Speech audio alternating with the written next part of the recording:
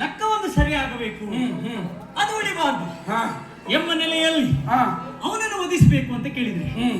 ಅವಯ್ಯ ಹಾಗಂತ ನೀವು ಓಡಿದ್ದು ಹೆದರಿಯ? ಅಲ್ವೇ ಅಲ್ಲ, ನನಗೆ ಹೆದರಿ ಅಲ್ಲ, ನಾನೇ ಕೊಟ್ಟ ವರಬಲಕ್ಕೆ ಹೆದರಿ ಓಡಿದ್ದು. ವರಕ್ಕೆ? ಹಾಗಂತ ನೀವು ಅದನ್ನು ಎದುರಿಸಿದ್ದೆ ಹೌದು ಅಂತ ಆದ್ರೆ ನೀವು ಕೊಟ್ಟ ವರಕ್ಕೆ ಪ್ರಯೋಜನ ಏನು? ನಾನೇ ಚ್ಯುತಿ ಉಂಟು ಮಾಡಿದಾಗ ಆಗೋದಿಲ್ಲ. ಆ ನೆಲೆಯಲ್ಲಿ ನಿನ್ನಿಂದಲೇ ಅದಕ್ಕೆ ಚ್ಯುತಿ ಆಗ್ಬೇಕು. ಅದರಿಂದ ಬಂದವರು ನೀವು. ಹಿಂದೆ ಗಿರಿಜಾ ಕಲ್ಲಿನಲ್ಲಿ ಮಗನಾದಂತ ಮನ್ಮಥನನ್ನ ಮೂರನೇ ಕಣ್ಣಿಂದ ಸುಟ್ಟವರು. ಹೌದು, ಅವ ಸತ್ತದ್ದು ಲೋಕ ಕಲ್ಯಾಣಕ್ಕಾಗಿ. ಖಂಡಿತ.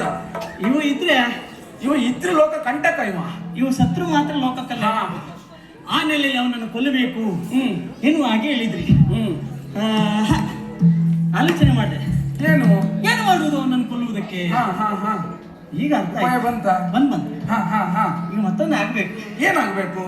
ನಿಮ್ದು ಇಲ್ಲಿ ವೇಷ ಮುಗಿಲಿಲ್ಲ ಅಂದ್ರೆ ವೇಷ ಮಾಡ್ಬೇಕಾ? ಈಗ ಇನ್ನೊಂದು ವೇಷ ಮಾಡ್ಬೇಕು. ಓಹೋ, ಹೌದು.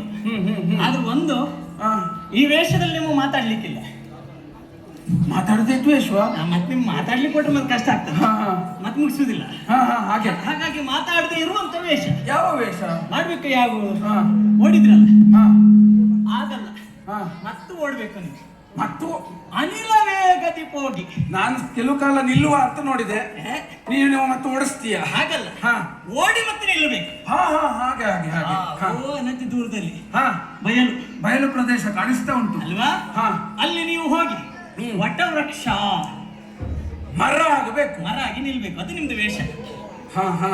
ನೀವು ಮಾತ್ರ ಅಲ್ಲ, ಇನ್ನೆಲ್ಲ ಇದು ನೋಡಿ, ದೇವತೆಗಳು ಅವರೆಲ್ಲ ರಂಗೆ ಕೊಂಬೆಗಳಾಗಿ ಇರ್ತಾರೆ. ಹಾಗಂತ ನೀವು ಅಲ್ಲಿ ನಿಲ್ಬೇಕು. ಯಾಕೆ? ನಿಮ್ಮ ಮಗನಾದಂತಹ ಭಸ್ಮಾಸುರನನ್ನ ಒದಿಸುವ ಚಂದವನ್ನ ನೀವು ನೋಡ್ಬೇಕು. ಅವನನ್ನು ನನ್ನ ಕಣ್ಣೆದುರಿಗೆ ಒದಿಸ್ತೀಯ. ನಿಮ್ಮ ಕಣ್ಣೆದ್ರೆ ನಾನು ಅದನ್ನು ನೋಡ್ಬೇಕು, ನೋಡ್ಬೇಕು, ಆ ಚಂದವನ್ನು ನೋಡ್ಬೇಕು, ಆ ಸಂತೋಷ ಪಡಿಬೇಕು. ಹಾ ಹಾಗಾದ್ರೆ ಈ ವೇಷವೇ ಸರಿ. ನನಗೆ ಈಗ ಅರ್ಥ ಆಯ್ತು. ಹೌದು, ನಾನು ಮರವಾಗಬೇಕಲ್ಲ, ಹೌದು, ನಾನು ಮಾತ್ರ ಮರವಾಗುವುದಲ್ಲ, ಅಲ್ಲಲ್ಲ. ನನ್ನ ಮನಸ್ಸನ್ನು ಮರ ಮಾಡಿಕೊಳ್ಳಬೇಕು, ಹೌದು. ಮರಗಟ್ಟಿಸಿಕೊಳ್ಳಬೇಕು. ಯಾಕಂದ್ರೆ ಮಗನನ್ನು ಕೊಲ್ಲುವಾಗ ಮಮಕಾರ ಎದುರಾಗಬಾರ್ದಲ್ಲ ಅಲ್ವಾ? ಮತ್ತೆ ತಡ ಮಾಡುವುದಿಲ್ಲ.